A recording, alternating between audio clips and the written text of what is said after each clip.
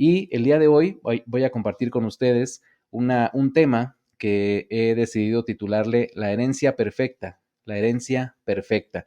Y vamos a hablar de eso, de qué se trata tener una herencia perfecta y cómo debemos actuar como hijos de Dios al recibir esa herencia perfecta. De eso vamos a hablar. Y esta reflexión está basada en Deuteronomio capítulo 34, versículos del 1 al 12, es decir, el capítulo completo. Estaremos estudiando en esta ocasión. Es el último capítulo de Deuteronomio y del Pentateuco también. Así que estaremos estudiando este pasaje para saber qué nos quiere decir Dios acerca de la herencia perfecta. Pero antes, si me lo permiten, vamos a iniciar con una oración.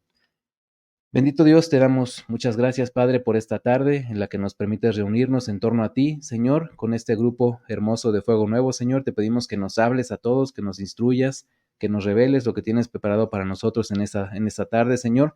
Te pedimos que te quedes con nosotros. Te doy gracias una vez más por la vida de la hermana Susana Chow, por la vida de la hermana Ruth Santana y todos los hermanos y hermanas que coordinan este ministerio, Señor, que es tuyo, que existe por ti para darte gloria y honra, Señor. Te pedimos que nos hables en este día y te alabamos y te bendecimos en el precioso nombre de Cristo Jesús. Amén. Amén, hermanos. Pues déjenme iniciar preguntándoles esto. ¿Alguna vez han recibido una herencia, hermanos? Piensen, ¿alguna vez han recibido una herencia? Podríamos decir que hay de herencias a herencias, ¿no? De hecho, por ejemplo, nuestro pastor Gilberto varias veces ha hecho la broma, ¿no? De que sus padres pues debieron heredarle otra cosa en lugar de enfermedades, ¿no? Que han sido varias las enfermedades que él ha desarrollado a causa de la herencia pues genética que tiene de sus padres y dice pues hubiera sido bueno que me heredaran a lo mejor un terreno, un negocio, algo así, algo que me generara alguna ganancia o algo así, lo dice de broma, por supuesto, pero bueno, hablando de herencias, pues como les decía, hay de herencias a herencias. Y más allá de las herencias materiales, porque sabemos que cuando escuchamos la palabra herencia, normalmente a lo primero que nos remite, pues es a cosas materiales, pero podemos pensar también en aquellas cosas que nos han hecho reflexionar en nuestra vida y que nos han hecho crecer, por supuesto, un tipo de herencia que nos ha hecho crecer. Por ejemplo, yo les hablo de mi caso, mis papás, por ejemplo, me heredaron el valor de la puntualidad. Ellos, los dos, eran muy puntuales en su trabajo y en sus compromisos en general en su vida, eran muy puntuales. Y siempre a mi hermano y a mí nos comunicaron nos transmitieron ese valor de la puntualidad. Y siempre llegaban temprano a todos lados, incluso antes de la hora, porque tenían muy marcado ese valor de la puntualidad y nos decían a nosotros que era importante ser puntuales. Por supuesto que sí, claro que es importante ser puntuales. Y así sucedió también con el orden. Ellos tenían eran muy celosos del orden, sobre todo mi mamá, era una persona que hacía listas de todo, le gustaba tener control de las cosas, el dinero que gastaba, las cosas que hacía, en fin, los proyectos que tenía, siempre los tenía que poner por escrito, hacía listas, tenía libretas y libretas con apuntes y notas, era muy celosa de eso. Y mi papá también tenía lo suyo, entonces también crecí en ese ambiente, ¿no? De orden y en el que pues hay que anotar las cosas, tenerlas ahí en blanco y negro, como se dice, para poder tenerlas ahí siempre a la mano. Y yo crecí también con esa tendencia a ser organizado. ¿Y qué sucede, hermanos, cuando pensamos en nuestra herencia espiritual? Porque por supuesto ese es el tema central, ¿no? Nuestra herencia espiritual. Déjenme contarles que yo no crecí en un hogar cristiano, no tuve esa bendición. Digamos que era católico de ocasión, como se le llama, ¿no? Y mi acercamiento a la fe era extremadamente superficial, realmente. Me hubiera encantado tener la bendición, por ejemplo, que tuvo mi esposa Diana, de crecer en un ambiente de iglesia, en un ambiente en el que convivía con otros jóvenes de su edad y pues todos siguiendo a Jesús, adorándolo, alabándolo, participando en actividades, yendo a campamentos, a lo mejor algún retiro espiritual, no sé, alguna actividad de jóvenes, crecer en ese ambiente de la iglesia infantil, por ejemplo, en ese ambiente de la iglesia debió ser maravilloso. Y mi esposa me cuenta que sí fue una experiencia maravillosa para ella y a mí me hubiera encantado poder vivir algo así. Pero a pesar de no haberlo vivido, a pesar de no haber tenido esa bendición en mi vida, sin duda sé que como hijo de Dios que soy y como hijos de Dios que somos todos nosotros, podemos disfrutar de una herencia perfecta. Tenemos ese privilegio que Dios nos da por su gracia, de disfrutar una herencia perfecta. Así que veamos qué nos dice Dios al respecto de esta herencia en el último capítulo, como ya les decía, de Deuteronomio y del Pentateuco. Así que Vamos al pasaje, lo vamos a ir estudiando parte por parte y vamos a ir desarrollando las enseñanzas. La primera enseñanza de esta tarde es una herencia de gracia, es decir, una de las características de la herencia perfecta de Dios es que es una herencia de gracia. Y para esto vamos a concentrarnos en los versículos del 1 al 4, del 1 al 4, y vamos a leerlos. Dice así: Moisés ascendió de las llanuras de Moab al monte Nebo, a la cima del monte Pisgá, frente a Jericó. Allí el Señor le mostró todo el territorio que se extiende desde Galad hasta Dan, todo el territorio de Neftalí y de Efraín, Manasés y Judá, hasta el mar Mediterráneo. Le mostró también la región del Negev y la del valle de Jericó, la ciudad de palmeras hasta Zoar. Luego el Señor dijo: Este es el territorio que juré a Abraham, Isaac y Jacob que daría a sus descendientes. Te he permitido verlo con tus propios ojos, pero no podrás entrar en él. Ahí hasta ahí vamos a llegar en este pasaje. Tenemos los versículos del 1 al 4, como les decía. Y bueno, si recordamos un poco la secuencia del libro, lo que nos va contando la historia, tal vez no cronológicamente tan preciso, es decir, en la sucesión de capítulos, sino que a veces puede saltar en el tiempo un poquito. Nos remitimos al capítulo 33, en el que Moisés bendijo a todas las tribus de Israel. Si recuerdan, en ese capítulo Moisés, así puntualmente, pronuncia una bendición a favor de cada una de estas tribus y además exhorta al pueblo en general pues a ser fieles a Dios, a ser obedientes, por supuesto, a siempre acudir a su palabra, a estudiarla, a escudriñarla, y es una orden y es una exhortación pues que Dios dio a su pueblo a través de muchos de sus líderes, ¿no? En este caso estamos hablando de Moisés, y después de esto Moisés en la cima de un monte, en esta cima de este monte que se menciona en el pasaje, que es el monte Pisgá, en esta cima, él tuvo su último encuentro con Dios, podemos decirlo así, su último encuentro terrenal, en términos de su vida humana, por así decirlo, ¿no? Su último encuentro con Dios lo tuvo aquí. Y en ese momento, en ese encuentro, Dios decidió mostrarle la tierra prometida. Imagínense eso, hermanos, él decidió mostrarle la tierra prometida. Fue un acto de gracia, por supuesto, por parte de Dios. Y esta tierra prometida, pues no solo era prometida para Moisés en lo personal, sino que era prometida para todos los que le antecedieron. Es decir, el texto incluso lo menciona. La ciudad que prometí, las tierras que prometí a Abraham, Isaac y Jacob, que son los patriarcas que podemos encontrar en el Antiguo Testamento. Y Moisés, por supuesto, que también es partícipe de esa bendición, de esa promesa, y por eso es que Dios le permite ver la tierra prometida, diciéndole, está prometida, es una promesa que se cumple no solo para ti, no solo por el trabajo que tú hiciste, sino por también tus antecesores que también por supuesto contribuyeron a esa obra, aunque sabemos que pues el autor de la obra es Dios, por supuesto, y el que lleva a cabo la obra es Él. Y bueno, habrá quien se compadezca de Moisés. Este pasaje puede llevarnos a pensar eso. De hecho, yo les confieso que la primera vez que leí este pasaje, pensé lo que les voy a comentar a continuación. Habrá quien se compadezca de Moisés o hasta sienta pena por él, por no haber podido entrar a esa tierra. Pero si analizamos el pasaje, hermanos, lo que Dios en aquel momento hizo con él fue un acto de gracia maravillosa. Con ese hombre que había decidido, al que había decidido llamar desde una zarza ardiente, al que le había dado una misión muy especial muchos años atrás, y haberle permitido ver la tierra prometida fue una forma de hacerle entender a Moisés que sus promesas y planes se estaban cumpliendo. Dios le estaba mostrando a Moisés eso, mira, el cumplimiento de la promesa aquí está, lo puedes ver. Le estaba diciendo de alguna forma que el servicio que le había dado durante tantos años había tenido un propósito maravilloso. Todo el trabajo que hizo Moisés, por supuesto que él sabía, él mismo sabía que lo estaba haciendo para Dios, para glorificar a Dios y porque Dios tenía y tiene un plan, por supuesto. Y él entendió durante todos estos años que existía ese propósito y que no se trataba de él. Moisés sabía que no se trataba de él y Dios estaba tratando también de recordarle eso al mostrarle estas tierras, que no se trataba de él y que él no era el protagonista de la historia. Esto es importante. Moisés no era el protagonista de la historia, no es el protagonista de esta historia, el protagonista de toda la Biblia es Dios, por supuesto. Y este pasaje, pues no nos explica así puntualmente o no nos explica en general por qué Moisés no pudo entrar a la tierra prometida. Específicamente este pasaje no nos lo explica, pero él lo sabía y lo asumía como algo que vino de la voluntad de Dios.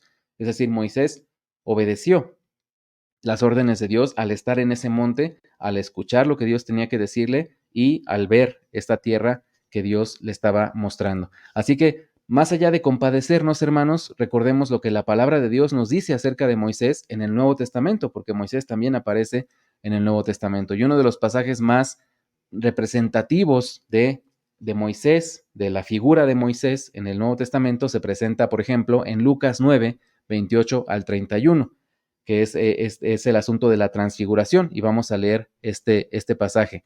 El versículo 28 de Lucas 9 dice: unos 8 días después de decir esto, Jesús, acompañado de Pedro, Juan y Santiago, subió a una montaña a orar. Mientras oraba, su rostro se transformó y su ropa se volvió blanca y radiante. Y aparecieron dos personajes, Moisés y Elías, que conversaban con Jesús. Tenían un aspecto glorioso y hablaban de la partida de Jesús. Eso es importante. Y hablaban de la partida de Jesús, que él iba a cumplir en Jerusalén. Y después saltamos al versículo 35 que nos dice: entonces salió de la nube una voz que dijo: este es mi hijo, mi escogido, escúchenlo. Esto está en Lucas 9, 28 al 31 y después nos saltamos al versículo 35. Es un pasaje hermosísimo que a mí siempre me conmueve cuando lo recuerdo, cuando lo leo, cuando lo estudio. Es un pasaje que me ayuda a entender los planes de Dios, a entender que Dios todo lo que hace, lo hace con la intención de bendecirnos y lo hace porque es un Dios perfecto, es un Dios de propósitos perfectos, de planes perfectos, de accionar perfecto. Y entonces con esto queda demostrado una de las muchas ocasiones en que la palabra de Dios nos muestra que los planes de Dios se cumplen y que las promesas de Dios también se cumplen a cabalidad, siempre.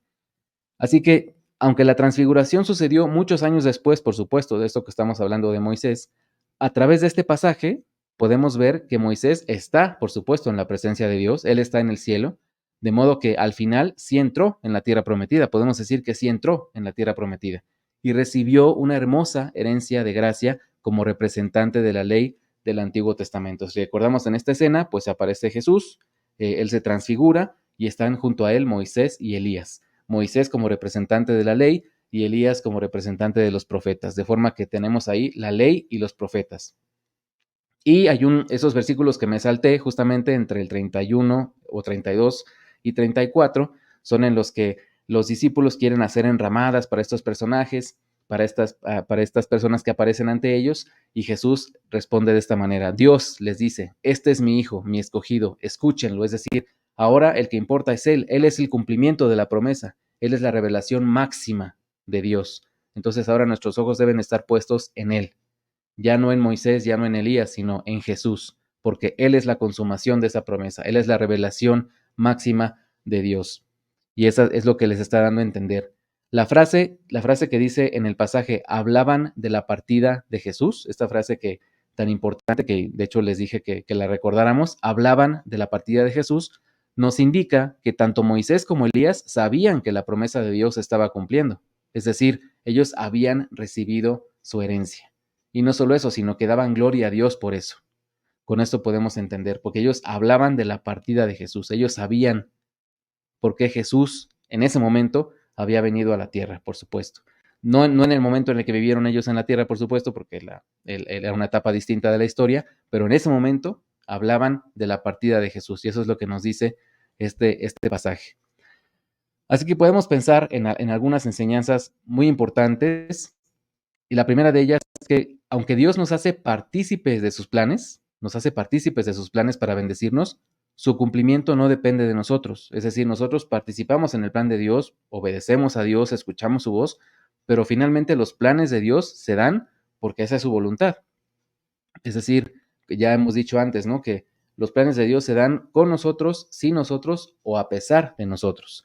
Entonces, aunque Dios nos hace partícipes de sus planes para bendecirnos, porque nos quiere bendecir, su cumplimiento no depende de nosotros. También podemos decir que así como Dios tuvo gracia con Abraham, Isaac, Jacob, Moisés y muchos más, la tiene con nosotros también, por supuesto. Dios tiene gracia para con nosotros, habernos dado salvación, habernos dado vida eterna sin merecerla en lo absoluto, haber muerto por nosotros en esa cruz sin merecerlo, por supuesto. Él nos dio la salvación. Él tuvo gracia para con nosotros, porque nos cuida, nos protege y nos muestra el camino y la meta. Es decir, nos dice cuál es el propósito de que caminemos con Él. Así que qué herencia tan maravillosa de gracia por parte de nuestro Dios. También podemos decir Recordemos la herencia de gracia que solo puede venir de Dios, eso es importante, esa herencia solo puede venir de Dios, y démosle gloria, porque podemos tener la completa certeza de que sus promesas se cumplirán, aunque nosotros ya no estemos. Porque las promesas de Dios, como ya les decía, se cumplen. Y Moisés lo supo. Cuando Dios tuvo gracia para con él y le mostró la tierra prometida, Moisés seguramente se llenó de emoción y dijo, las promesas de Dios se cumplen, esta promesa de Dios se cumple, este propósito por el cual Dios me pidió que yo liderara al pueblo y lo sacara de la opresión, de la esclavitud de Egipto y después estar en el desierto y llegar finalmente a esa tierra prometida, tiene un propósito que ahora puedo ver, del cual no dudé en ningún momento, porque Él es Dios, Él es mi Dios y yo pues soy su discípulo, soy su siervo.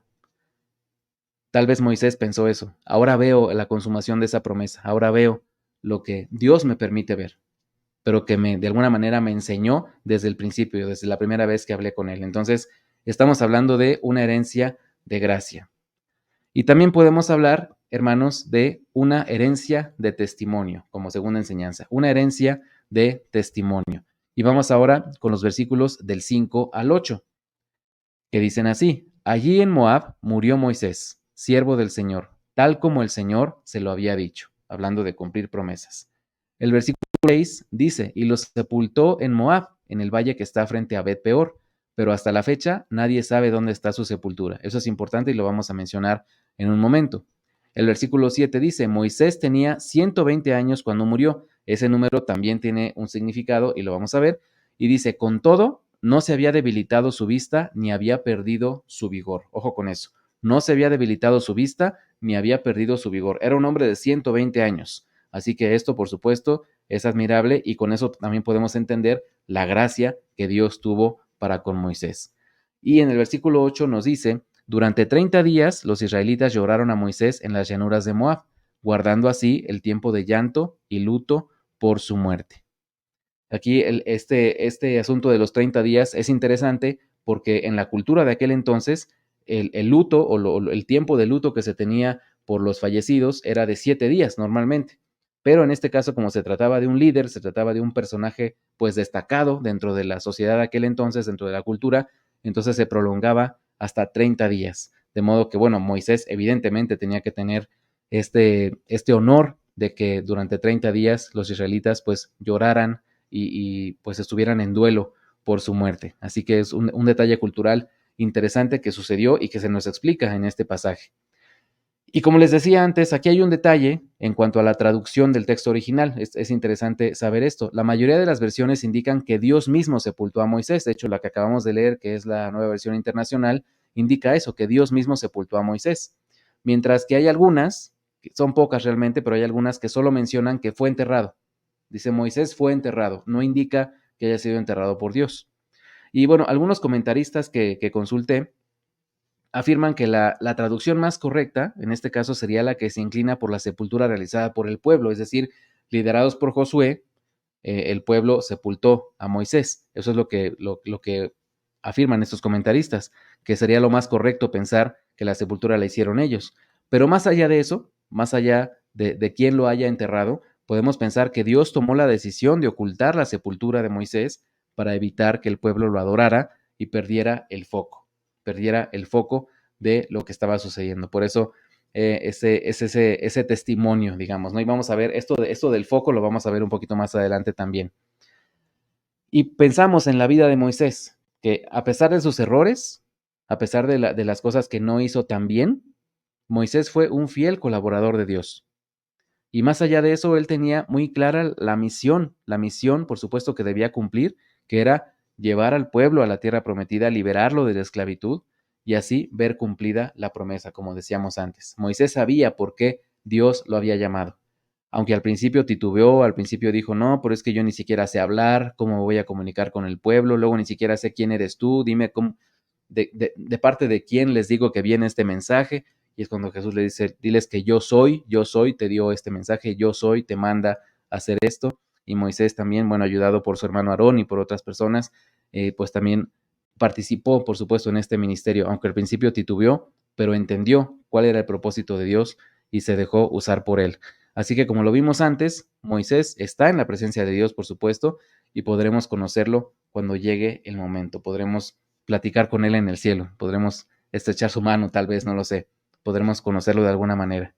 Y si vemos el versículo 7, como les decía, dice que Moisés vivió 120 años. Esto también es significativo porque de esos 120 años, según el libro de los Hechos, si vamos al libro de los Hechos y leemos ahí lo que se dice de Moisés, estos 120 años se dividen en 3 periodos de 40 años, los cuales también son los años que duraba una generación en el Antiguo Testamento. Entonces, como pueden ver, todos estos números se conectan y es interesante ver cómo Dios nos muestra el significado de estos números. Ustedes saben que hay varios números que pues tienen un significado importante para nosotros, como el 7, por ejemplo, ¿no? Que es el número perfecto. Entonces, estos 40 años eran lo que duraba una generación en el Antiguo Testamento, es decir, Moisés cubrió 3 generaciones. Moisés cubrió 3 generaciones en la historia del pueblo de Israel, vivió 120 años. Sabemos que hay personajes como Matusalén que vivieron muchísimo más tiempo, por supuesto, pero en este caso el 120, los 120 años tuvieron un significado especial, porque cubrieron 3 generaciones exactas de 40 años en la historia del pueblo de Israel. Entonces, eso también tiene un significado especial y también tiene que ver con testimonio, porque nos puede hablar de lo que Moisés hizo, de cómo Moisés se entregó al plan de Dios, cómo Moisés decidió ser partícipe, decidió dejarse usar por Dios y entendió que quien lo llamaba le iba a dar los medios para hacer lo que le pedía. Y es algo que nosotros también debemos entender. Cuando Dios nos llama a hacer algo, por muy difícil que parezca, por muy difícil que se vea el panorama, sabemos que si Él nos llama, Él nos va a capacitar, porque Él no llama a los capaces, Él capacita a los que llama. Así que Moisés no fue la excepción, por supuesto. Dios siempre fue su respaldo.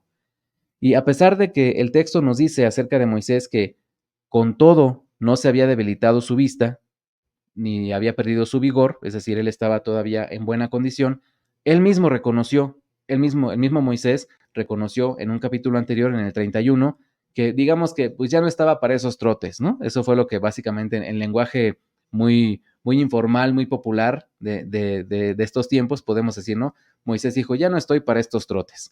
Y bueno, se los voy a demostrar aquí con la palabra de Dios, por supuesto. En el versículo 2 de Deuteronomio 31 podemos leer esto. Dice, ya tengo 120 años y no puedo seguir siendo su líder. Además, el Señor me ha dicho que no voy a cruzar el Jordán. Imagínense eso. O sea, Moisés, unos capítulos antes, dice, yo ya sé lo que va a suceder conmigo, yo ya sé lo que va a pasar y el Señor ya me dio una orden y yo pienso obedecerla, porque yo estoy para eso, yo vivo para obedecer a Dios, para hacer su voluntad. Y con esto podemos entender que Moisés tal vez no quería renunciar del todo a su tarea, no quería dejar las cosas así, pero sí quería obedecer a Dios, por supuesto, y reconocer que la obra no era de él ni dependía de él, también como ya lo dijimos antes. Entonces, pensemos en esto, pensemos en la actitud que tuvo Moisés. Para él, pues una parte de él sin duda sintió dolor por lo que estaba pasando, de que no pudiera llegar a la tierra prometida, pero otra, yo creo que mucho más grande, dio gloria a Dios y le dijo, gracias por mostrarme esta tierra, gracias por mostrarme que tus propósitos se cumplen y que tus promesas también. Eso es valiosísimo. Y nosotros también hacemos eso, también debemos hacerlo. Y podemos pensar en algunas cosas interesantes acerca de Moisés. La primera es que Moisés dio ejemplo de servir sirviendo. Él dio ejemplo de servir sirviendo. ¿A quién les recuerda eso? Pues también a Jesús, por supuesto, ¿no? Él mismo lo dijo, yo no vine para ser servido, sino para servir. Y Moisés, llamado por Dios mucho tiempo antes, también hizo esto. Moisés dio ejemplo de obediencia siendo obediente. Él dio ejemplo de obediencia siendo obediente. Sí la regó, por supuesto, en algunos casos, sí metió la pata, por supuesto, lo sabemos todos, como todos lo hacemos, pero era obediente para con Dios. Y Moisés intercedió por su pueblo también. Recordemos que Moisés intercedió por su pueblo. Él estaba dispuesto a dar su vida por su pueblo y a dar su vida por Dios, por supuesto, también. Y a pesar de seguir teniendo fuerzas y capacidades, como ya lo dice este versículo, él supo reconocer, Moisés supo reconocer con humildad que era momento de pasar la estafeta, de pasar la estafeta. Y pues el pueblo adoraba a Dios, por supuesto, pero también mostró el pueblo adoraba a Dios, pero también mostró respeto por Moisés. Lo podemos ver en este duelo que hicieron. Mostró respeto por Moisés como su líder al hacer un duelo de 30 días para después continuar su camino con un nuevo líder. El pueblo sabía y asumía que vendría un nuevo líder. Y de hecho, pues Moisés le pidió consejo a Dios para designar a este líder. Así que hasta ahora, hermanos, hemos dicho que una herencia perfecta se compone de, podemos decir que es una herencia de gracia, y también es una herencia de testimonio. Y ahora vamos con la tercera enseñanza, que tiene que ver con una herencia bien enfocada, una herencia bien enfocada.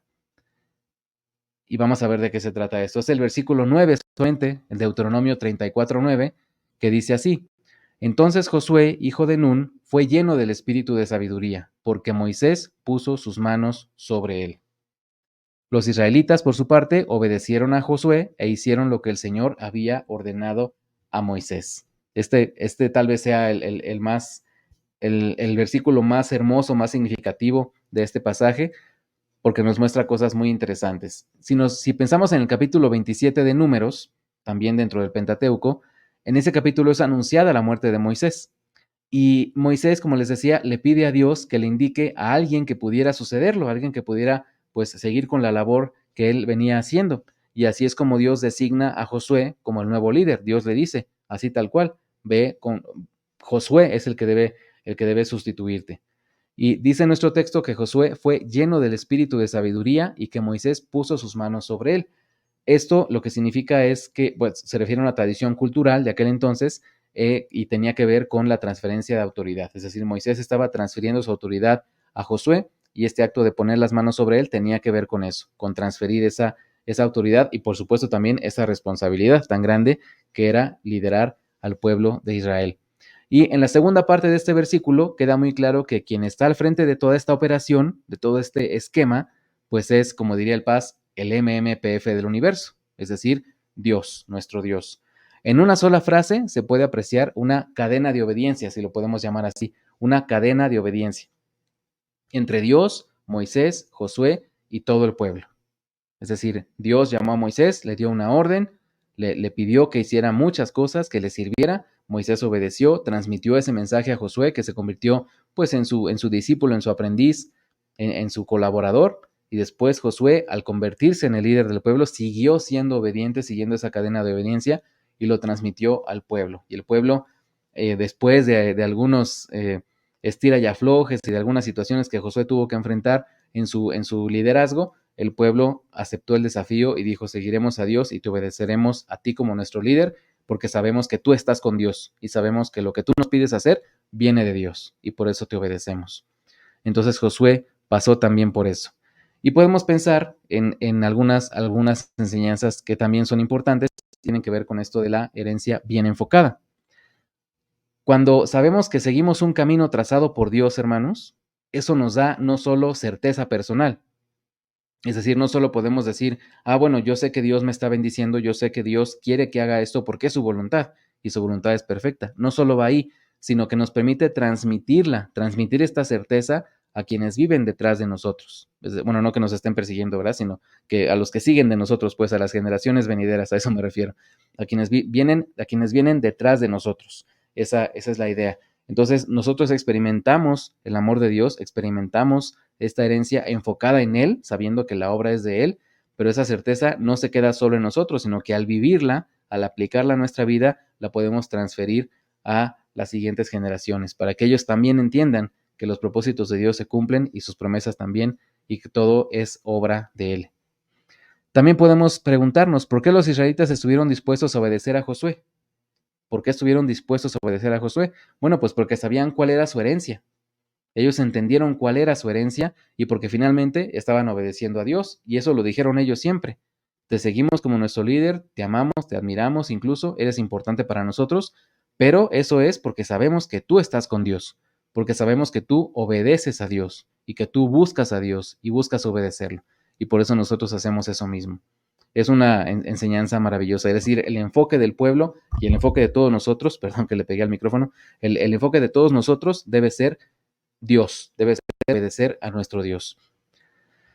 Y también podemos pensar en esto, reconozcamos siempre a Dios como el dador de la herencia, aunque sepamos que usa a muchas personas para que llegue a nuestras manos y a nuestros corazones. Ese mensaje hermoso de salvación, de vida eterna, ese mensaje de amor, de gracia por parte de Dios, llega a nosotros en muchas ocasiones porque Dios decide usar a ciertas personas, a líderes, pastores, predicadores, maestros, mentores, para hacernos llegar ese mensaje y para que nosotros podamos vivirlo, hacerlo propio y aplicarlo en nuestra vida. Entonces, podemos pensar en estos tres elementos: una herencia de gracia, una herencia de testimonio y una herencia bien enfocada. Es decir, debemos saber de dónde viene la herencia y concentrarnos en lo que realmente importa, es decir, en la herencia que viene de Dios. Y finalmente, hermanos, tenemos una herencia que nos desafía. Por supuesto, hay una, se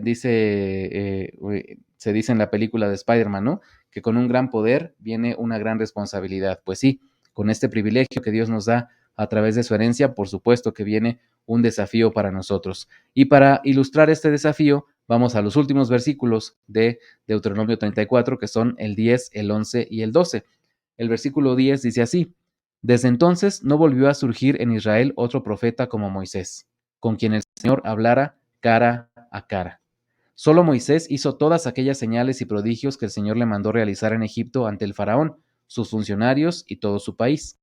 Nadie ha demostrado jamás tener un poder tan extraordinario ni ha sido capaz de realizar las proezas que hizo Moisés ante todo Israel. Ese fue el versículo 12. Y bueno, también para mí en lo personal es significativo que el capítulo tenga 12 versículos. Sabemos que esa división se hizo mucho tiempo después. La Biblia originalmente no se escribió con capítulos y versículos, pero bueno, a mí me parece que esto es una diosidencia, ¿no? Que tenga 12 versículos que pues hacen referencia también a las tribus del pueblo de Israel, y el 12 pues como número tan significativo, no solo en el Antiguo Testamento, sino también en el Nuevo. Y bueno, me parece que pues tiene también, al menos en lo personal, ese significado, y cuando lo descubrí pues también me emocionó tener este dato numérico, ¿no? Que se refleja en los 12 versículos de Deuteronomio 34. Y bueno, el capítulo termina, como podemos ver, con un discurso de alabanza para Moisés. Pero como ya dijimos, quien estuvo detrás de sus proezas, detrás de todas estas cosas que se mencionan de Moisés aquí, pues siempre fue Dios, y el crédito es de él. Lo que dice el texto es cierto, es decir, Moisés sí hizo señales y prodigios, y por supuesto que fue el líder que liberó a su pueblo de la esclavitud de Egipto y se enfrentó con Faraón, sí, por supuesto que sí, y era un gran líder, fue un gran líder, por supuesto que sí, pero Moisés trabajó de una forma muy cercana con Dios. No debemos de perder de vista eso, que sí, fue un gran líder, por supuesto que sí, eso es innegable. Sería muy injusto decir que no lo fue, pero trabajó de una forma muy cercana con Dios, habló con él cara a cara y creyó en sus promesas. Es decir, si Moisés logró lo que logró, fue por la gracia de Dios, fue porque Dios estaba detrás de él, porque Dios tenía un plan que para cumplirlo quería usar a Moisés, no porque dependiera de él, pero él quería usar a Moisés como líder. Y se lo dijo desde el principio: tú, no, tienes que ir tú, yo quiero que lo hagas tú, porque la bendición es para ti y para tu pueblo. Y así fue como lo entendió Moisés. Entonces, en estos últimos versículos, pues sí, se da homenaje a Moisés, pero sin perder de vista que quien está detrás de todo eso es nuestro Señor, es nuestro Dios. Y podemos pensar finalmente en estas ideas, hermanos. Ciertamente no habrá nadie como Moisés, eso es un hecho, no habrá nadie como Moisés, la misma palabra lo dice, pero la herencia de Dios para nosotros a través de su vida puede ser reproducida en cualquier discípulo verdadero del Señor. Es decir, si nosotros nos disponemos a hacer y le entregamos nuestra vida al Señor, también nosotros podemos dejar huella, podemos ser un testimonio de obediencia, un testimonio de gracia, un testimonio de amor, por supuesto que sí, y podemos transmitir esa herencia que hemos recibido por parte de Dios. Dios nos permite ser parte de sus planes. Él nos permite ser parte de sus planes y recibimos su herencia al caminar con Él y entender sus propósitos. Así que, hermanos míos, seamos vehículos adecuados de las bendiciones de Dios para que su herencia perfecta alcance a las generaciones venideras y también ellos vivan en santidad y obediencia, por la gracia de Dios. Recordemos eso. Y quisiera terminar con una breve ilustración que me pareció interesante, una ilustración que me encontré por ahí, que nos habla de una familia. Dicen que una familia estaba formada por 4 miembros, por los 2 papás y 2 hijos. Era una chica y un chico, adolescentes los dos. Eran 4 miembros. Y bueno, esta familia tenía muchas posesiones materiales, tenían muchas cosas. Tenían varias casas, tenían coches, ropa costosa, dispositivos electrónicos de última generación y bueno, todo lo que usted se puede imaginar, hermano, materialmente hablando, ellos lo tenían. Sin embargo, la relación entre ellos era muy áspera. Su relación no era buena. Casi no hablaban, no pasaban tiempo en familia, no se tenían confianza y pues rara vez hacían alguna actividad juntos. Entonces eso evidentemente pues era muy triste, es muy triste. Un día el cartero le entregó un sobre a la mamá. Ella abrió la puerta y recibió este sobre de manos del cartero. Y ella lo dejó arrumbado allí en un cajón como que no le dio mucha importancia. Pasó el tiempo y la familia experimentó una severa crisis económica. Tuvieron problemas económicos muy graves. Y eso los llevó incluso a declararse en bancarrota. Tuvieron que llegar a ese extremo porque ya no había manera de que cubrieran las deudas que tenían, que eran, por supuesto, cuantiosísimas. Y en medio de la crisis, de esta crisis económica que tuvieron y por supuesto también familiar, que de por sí ya tenían antes, cuando tenían mucho dinero, la mamá recordó aquel sobre y lo abrió por mera curiosidad. Dijo, pues me acuerdo que recibí un sobre alguna vez, lo abrió el cajón, lo encontró y por mera curiosidad lo abrió. Lo que encontró dentro del sobre, hermanos, le llenó los ojos de lágrimas. Se trataba de una notificación acerca de una cuantiosa herencia que había recibido, pero la fecha límite para reclamarla ya había pasado, ya había vencido. Así que imagínense esta situación. Déjenme decirles esto, que los 2 grandes tomos que componen la Biblia se llamen testamentos, tiene un significado muy especial para nosotros, muy especial para nosotros. En la palabra de Dios tenemos una herencia perfecta, hermanos, una herencia que somos responsables de aprovechar, valorar, vivir y compartir. Así que no dejemos que llegue la fecha de vencimiento, hermanos. Abramos nuestro corazón para recibir nuestra herencia y seamos sabios para pasar la estafeta. Pensemos en esto, hermanos, en esta herencia perfecta. Vamos a orar.